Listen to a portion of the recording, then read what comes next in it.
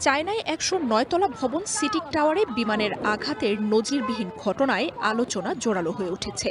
শুক্রবার বিমানটির আঘাতের পরই আতঙ্ক ছড়িয়ে পড়ে ভবনটিতে। দ্রুত ভবনটি থেকে সরিয়ে নেওয়া হয় সবাইকে। দুর্ঘটনায় হতাহতের বিষয়ে তাৎক্ষণিকভাবে কোনো তথ্য পাওয়া যায়নি।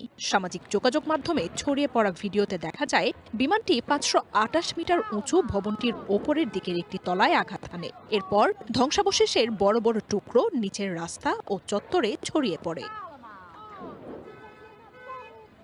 সিটিক টাওয়ার চায়নার অন্যতম বৃহৎ রাষ্ট্রীয় মালিকানাধীন company China international trust and investment কর্পোরেশনের সদর দপ্তর। ২০১৮ সালে ভবনটি নির্মাণ করা হয়। বর্তমানে এটি বেইজিংয়ের সর্বোচ্চ স্থাপনা।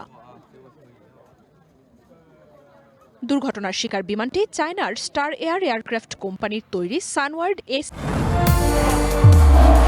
নির্মাণে number 1 Shah cement S60L Arora মডেলের ২ আসনের ছোট বিমান, অনেকটা ছোট গাড়ির মতো আকার এর। শুক্রবার বেইজিংয়ের সিফোসি বিমানবন্দর থেকে উড্ডয়ন করে বিমানটি। দুর্ঘটনার পর পুলিশ ভবনটির চারপাশ ঘিরে ফেলে। বিপুল সংখ্যক আইন শৃঙ্খলা বাহিনীর সদস্য মোতায়েন করা হয়। এদিকে ক্ষতিগ্রস্ত ভবনটির ছবি মুছে ফেলার নির্দেশ দিয়েছে সরকার।